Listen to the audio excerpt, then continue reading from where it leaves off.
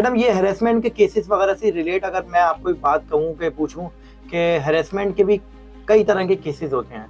ایک مثال ہے کہ جیسے ابھی کچھ دیر پہلے آف دی ریکارڈ آپ نے تذکرہ کیا کہ اگر کوئی آپ کو گھور کے بھی دیکھ رہا ہے. میں نے کہا دیکھیے اس بات کو ادھر ہی کاٹوں گی, آپ کو جواب دوں گی. آپ نے ہراسمنٹ کا قانون تو بنا دیا, مجھے یہ بتائیں اس قانون سے بینیفٹ کس کو مل رہا ہے؟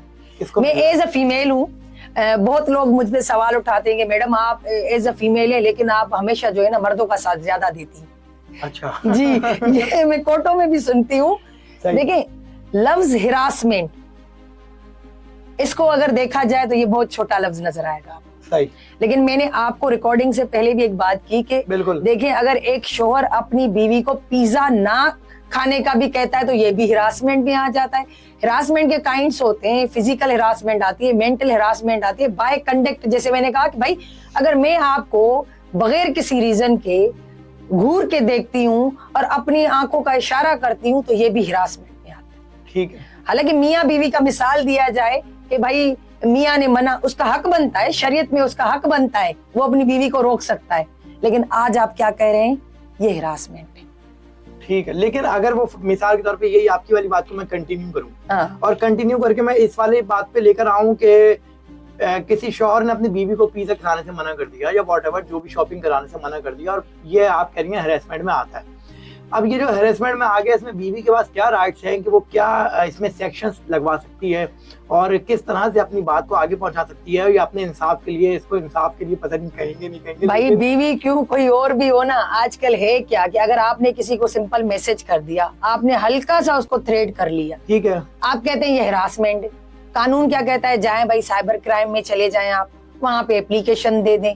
اب یہ ہوتی ہے سائبر کرائم کی بھی ایک کمیٹی بنی ہوئی ہوتی ہے, دیکھا جاتا ہے, وہ انکوائر کرتے ہیں میٹر کو کہ انکوائری کرو کہ بھائی کہاں پر کیا ہوا, اس کے بعد جا کے اس پہ دفعات لگتی ہے کہ آپ کا سیکشن 1 کون سا رہا ہے. اتنا آسان بھی نہیں ہے سائبر کرائم میں, 3 سے 4 مہینے تو صرف آپ کی انکوائری میں لگ جاتے ہیں.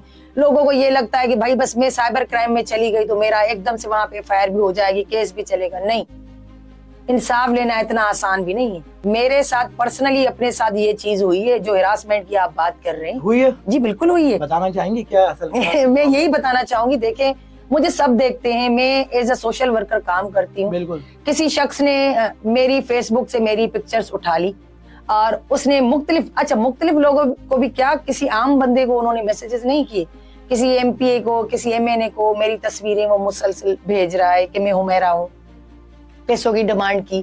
ایک لڑکی نے تو فارورڈ بھی کر دی بھائی اماؤنٹ, وہ میرا شاگرد تھا. جی بالکل. تو یہ ایک قسم کی, وہ اس نے 50,000 کی. اب یہ ایک قسم کی ہراسمنٹ ہے. اب آپ کہیں گے وکیلوں کے لیے کیس کرنا بڑا آسان ہے. کوئی چیز آسان نہیں ہوتی ہے. مجھے اپنا کیس ثابت کرنے کے لیے بھی بہت پاپڑ بیلنے پڑے کہ میں نے پٹیشن فائل کر دی, 22A بھی میں نے الو کروا دی, پھر میں چلی گئی وہاں سائبر کرائم میں. سائبر کرائم والوں نے کہا کہ الگ اپلیکیشن موو کریں, پھر میں نے اپلیکیشن موو کی. 1.5 مہینہ گزر گیا, کچھ بھی نہیں ہوا. میرے مسلسل میسیجز کے بھائی ہوا کیا. میڈم ابھی تک آپ کی انکوائری کی ہمارے پاس اپروول نہیں آئی. اب 3را مہینہ ہے کہ انکوائری کی اپروول نہیں ہے. یہ تو میں ایک ایڈوکیٹ ہوں, آپ مجھے بتائیں عام شہری کے ساتھ کیا ہوتا ہوگا. مزید ویڈیوز اور پوڈ کاسٹ دیکھنے کے لیے ہمارا YouTube چینل سبسکرائب کریں. کیور پاکستان, لیو لانگ پاکستان.